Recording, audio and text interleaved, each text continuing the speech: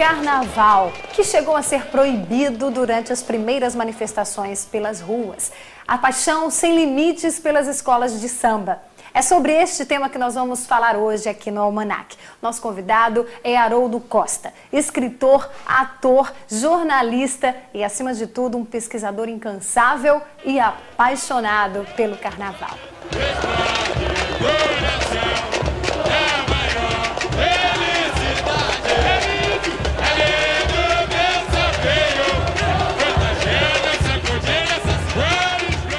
Haroldo, você foi um dos primeiros que levaram aquelas comissões, né, de escolas de samba para o exterior. Não só de escola de samba, né? Você vem levando alguns outros espetáculos brasileiros.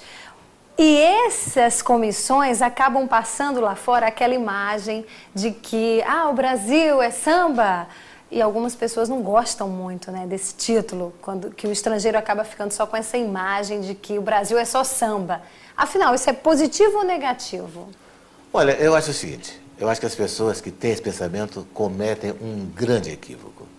Porque da mesma maneira que o jazz é o embaixador da música americana, que o fado é o embaixador da música portuguesa, que a tarantela é a embaixatriz da música italiana, o samba é o nosso embaixador. E o samba é a maior expressão musical do país, porque é um ritmo que vai do norte ao sul.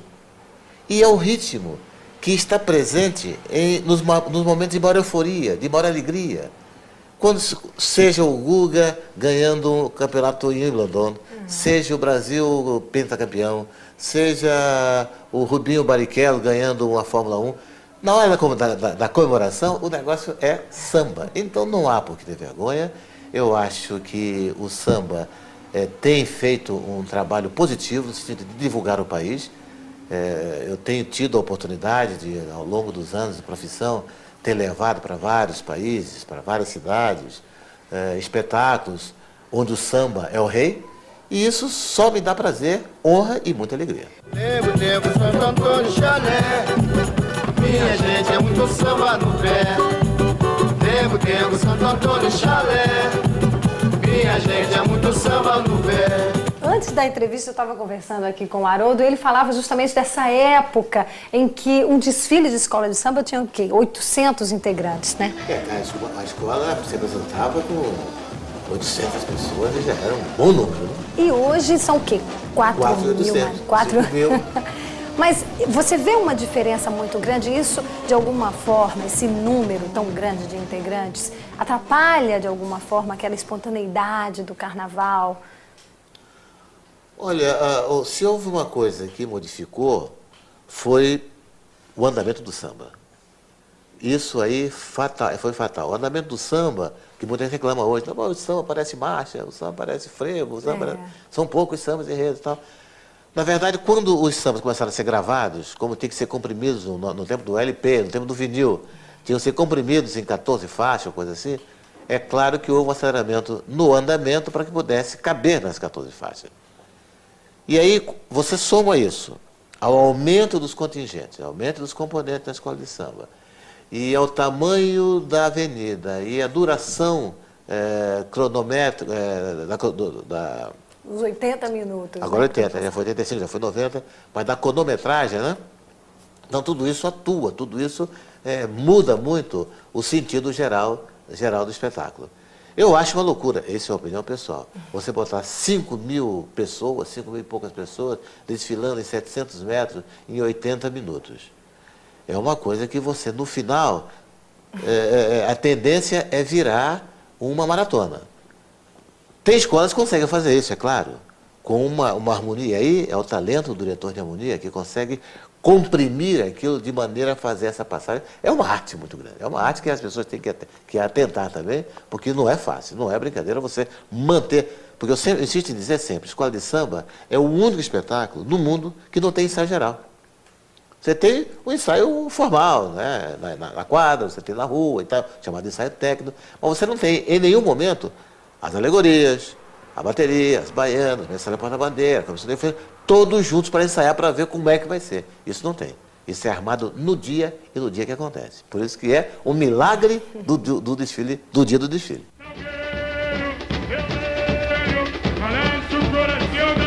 cheiro. Cheiro é de bom, mas sou celeiro. Apenas de uma escola diferente, eu meu salgueiro. Salgueiro, vermelho, balança o coração da gente. Cheiro é de bom, mas sou celeiro. Apenas de uma...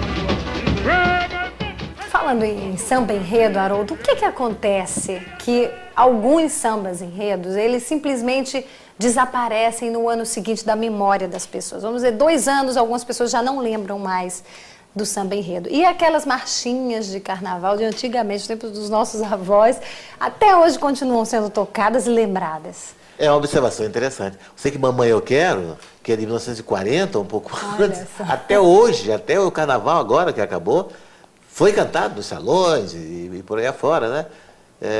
E vai continuar sendo, e vai continuar, né? E o repertório é grande, as marchinhas do João Roberto Kelly e outras, as marchinhas do João de Barro, né? Do Lamartine de Barro, são cantadas, porque isso passou a fazer parte da nossa memória. O samba enredo é um samba de circunstância, porque ele é feito especialmente para aquilo. Há uma tendência geral, quando quando é lançado o disco, as pessoas geral dizem, puxa, a safra é muito pobre, os sambas estão muito ruins, porque é uma tendência da gente reclamar mesmo, né? Mas você vê que com a passagem do tempo, os sambas vão se sedimentando e vão criando na cabeça das pessoas a importância que ele tem em relação ao enredo, porque é a função do samba essa, né? Servir o enredo. Contar a história ali naquele momento. Por isso muitos sambas não ficam. Sambas que ganharam o carnaval não ficam, porque eles serviram naquele momento. Outros sambas ficam. Tem sambas definitivos, como, puxa, samba do Cida de Oliveira, Tiradentes, o Joaquim José, da Silva Xavier, é um samba que ficou. Chica da Silva, é um samba que ficou. Explode Coração, peguei o Ita do Norte, explode coração, ficou, né? Então tem sambas que realmente ficam, porque eles têm alguma coisa a mais. Eles ultrapassam o limite do enredo.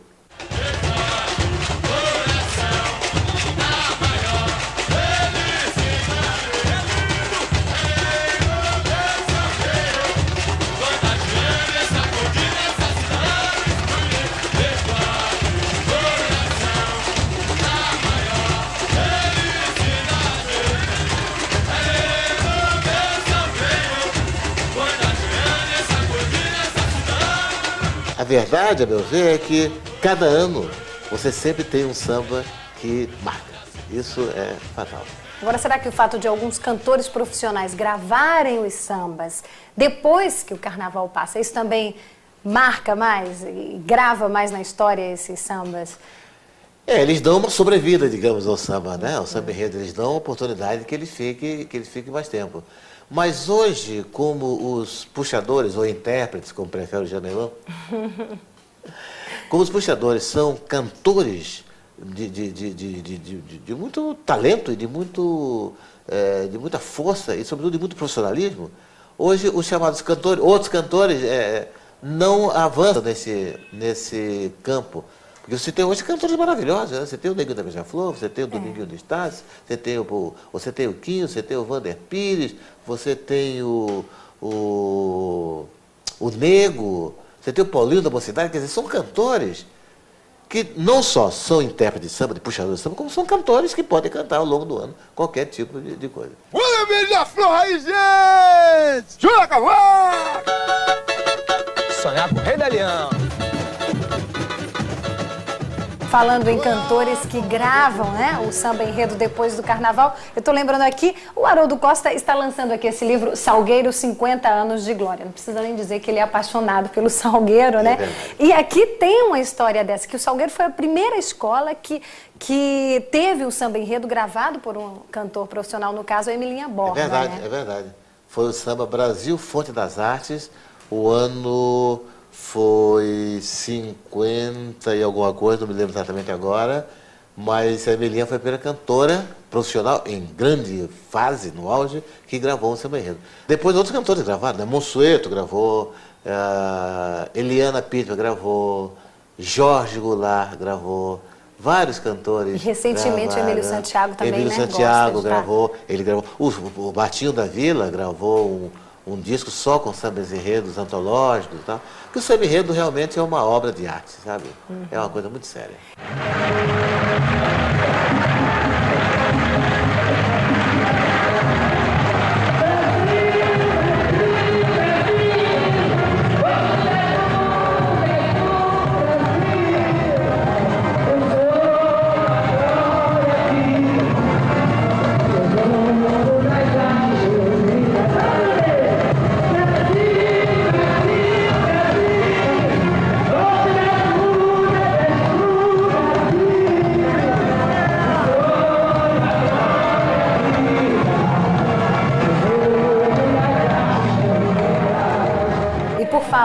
pioneirismo, né? É bom lembrar que o Salgueiro também foi a primeira escola que fez uma homenagem no samba enredo a uma outra escola, no caso foi a Mangueira, né? Que é madrinha. Que é madrinha do Salgueiro. Mas na época, qual foi a reação? A reação foi muito... houve uma contestação por algumas pessoas, má compreensão por outras. Essas coisas sempre acontecem, né? Mas agora o Salgueiro teve a coragem de fazer isso porque muitas escolas até diziam, nós não temos coragem de fazer, porque os componentes não iam querer botar outras cores na própria escola. Porque hoje as escolas estão mais diversificadas em relação às cores básicas da sua bandeira, né? Hoje você até tem certa dificuldade a pegar uma escola no meio, né? Identificar que escola é essa. Mas naquela época, nós estamos falando dos anos 70, ainda havia uma certa observância às cores das escolas. Então, Salgueiro era vermelho e branco, vocês viam o vermelho e branco na avenida, a Mangueira era verde e rosa, você via verde e rosa, o Império verde e branco, você via verde e branco e tal. Quer dizer, era mais visível, né? E então por isso que os componentes ficaram, eu botar outra coisa e tal. Mas foi legal, só que foi o maior fracasso do Salgueiro. Porque quinto lugar, né? Não só por isso, como o Salgueiro tem algumas histórias engraçadas, nesse pioneirismo, tem pioneirismo contra e a favor, né? Esse foi contra porque foi o pior momento que uma escola poderia ter vivido na escola, porque o samba embolou, e tal, o samba é aquele do Zuzuca, Tengo, Santo Antônio, Chalé, que foi o samba até que ficou, o samba legal. Foi da fase do Pega no Ganzê, que é outro samba que ficou para sempre, né? Hoje, em qualquer lugar do mundo, você vai, ô lele, ô lá, todo mundo vai atrás. Mas então esse samba, o Tengo, cujo nome mesmo é Mangueira, minha madrinha querida, porque esse era o título do enredo, houve um momento em que houve um momento de um embaralhamento, de um atravessamento, porque hoje é fácil, porque é um som que cobre a avenida toda. Naquela época, cada escola tinha seu próprio som, e o som não atingia toda a escola. E esse samba era um samba perigoso, porque ele voltava em dois momentos diferentes, você podia voltar em dois momentos diferentes. E foi o que aconteceu. Umas pessoas voltaram, um setor da escola voltou num momento, e outro setor da escola voltou no outro.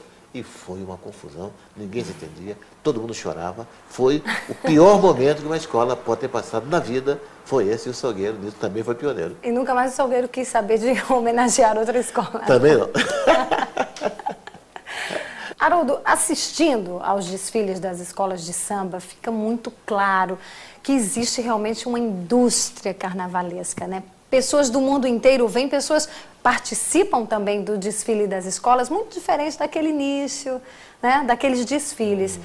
Na sua visão de pesquisador, de fã do carnaval, apaixonado pelo Salgueiro, você acredita que isso está mudando realmente essa espontaneidade do carnaval? Eu acho que não. O que você vê na Sapucaí? Eu acho que não. O que acontece é o seguinte, o carnaval cresceu, né? Quer dizer, tudo cresceu, a cidade mudou, cada um de nós mudou também, quer dizer, o mundo mudou.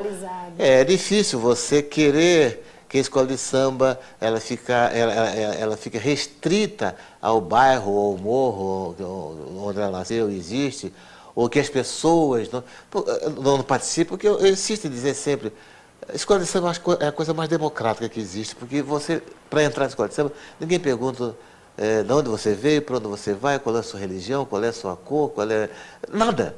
Você simplesmente entra, você vai ao ensaio, aprende o samba, tem alguns que não aprendem, mas deve aprender. Aprende o samba, entra numa ala, compra fantasia, sai, brinca, diverte, faz.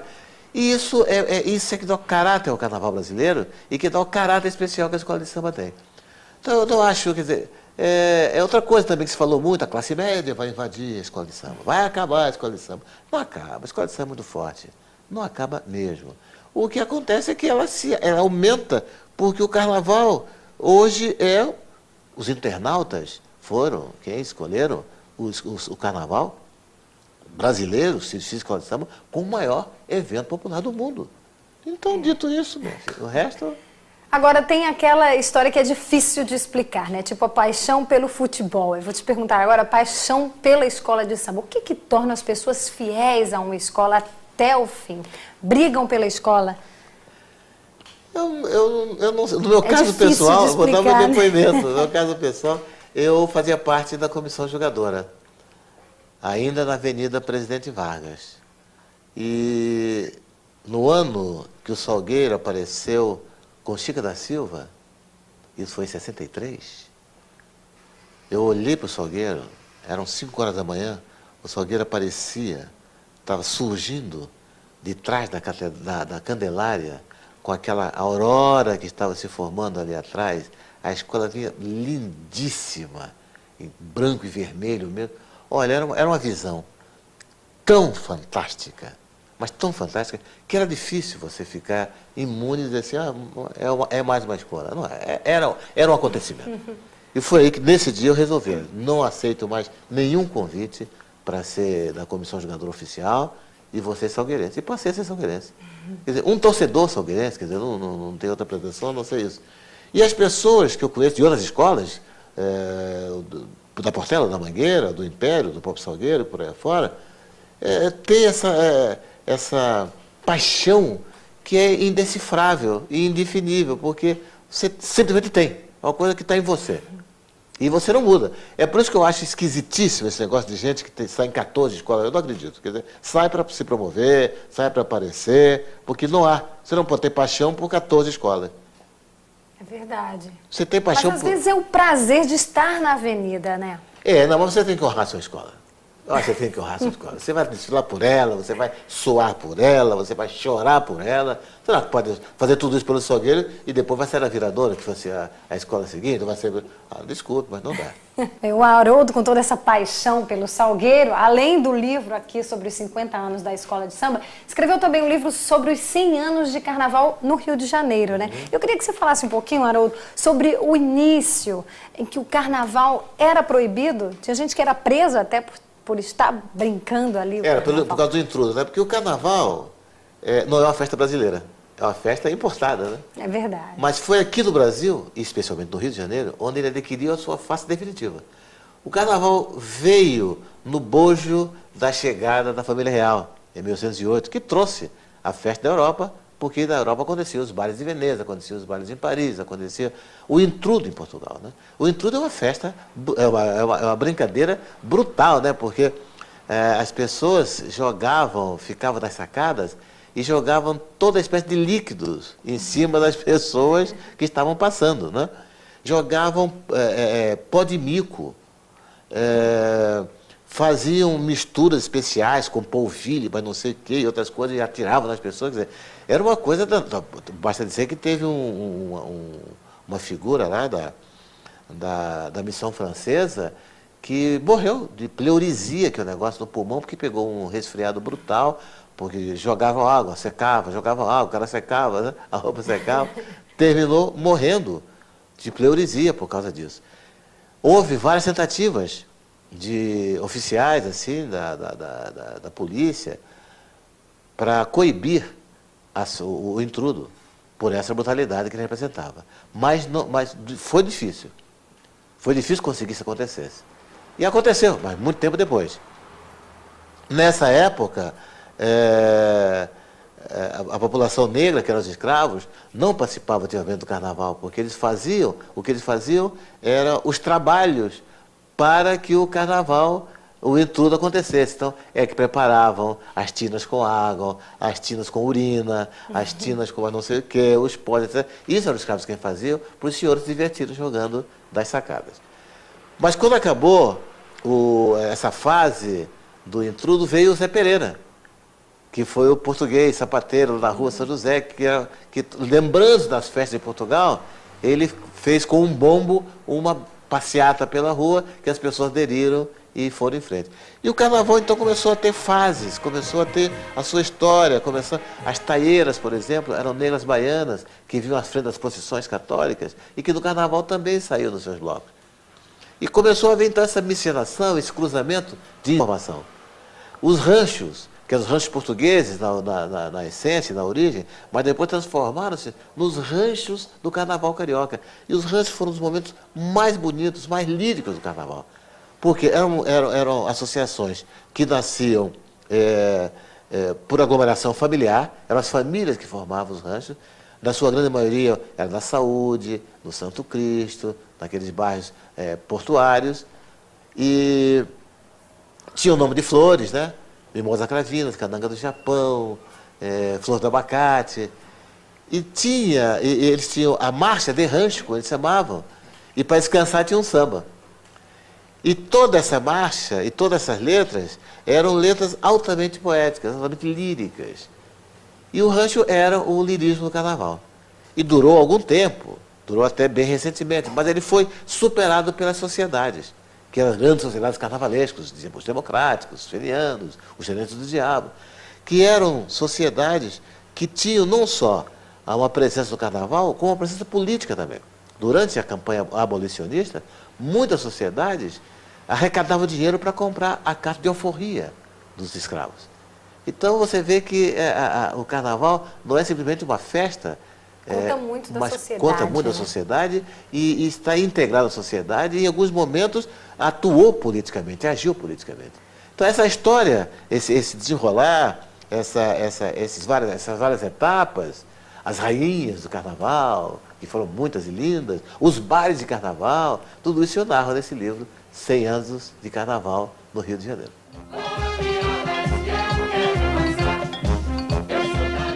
Haroldo, muito obrigada por sua participação aqui no nosso Almanac. Eu conversei com o Haroldo Costa, que é apaixonado pelo Salgueiro e não troca a escola por nada, dando pra gente essa aula sobre o carnaval.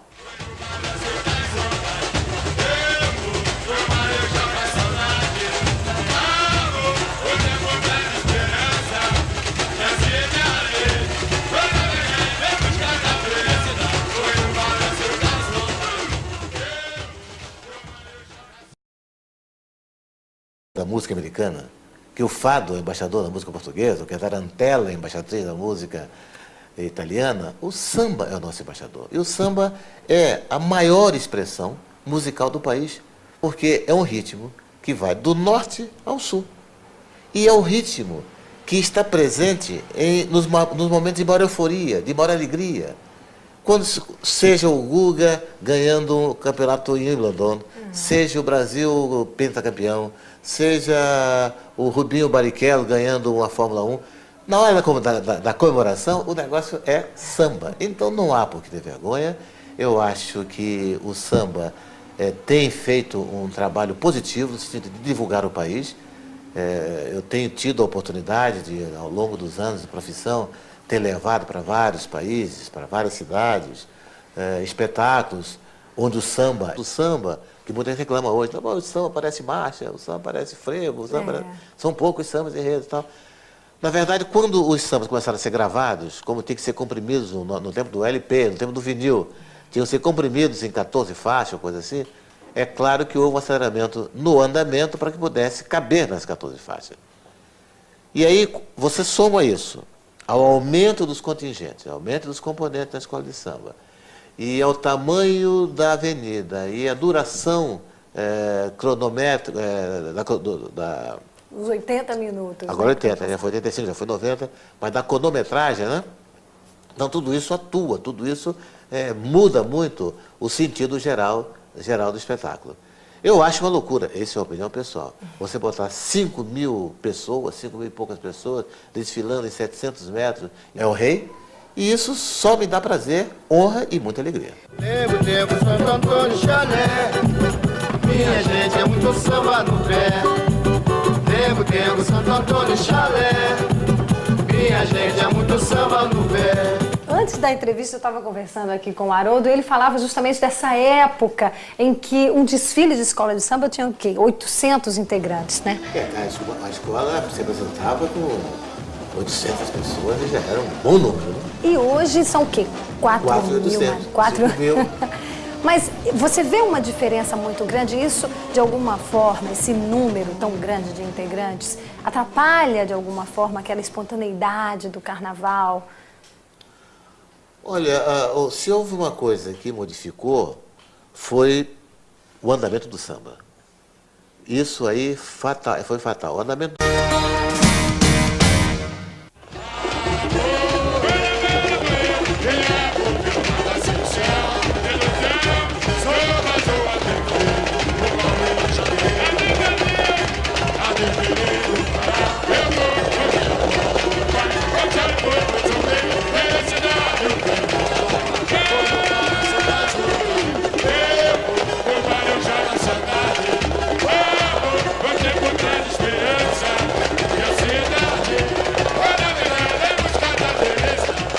Carnaval, que chegou a ser proibido durante as primeiras manifestações pelas ruas.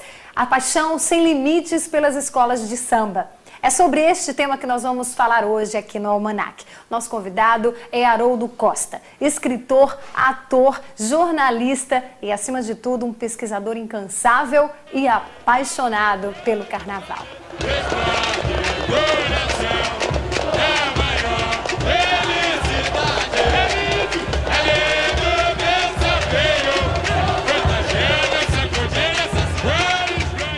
Haroldo, você foi um dos primeiros que levaram aquelas comissões, né, de escolas de samba para o exterior. Não só de escola de samba, né? Você vem levando alguns outros espetáculos brasileiros.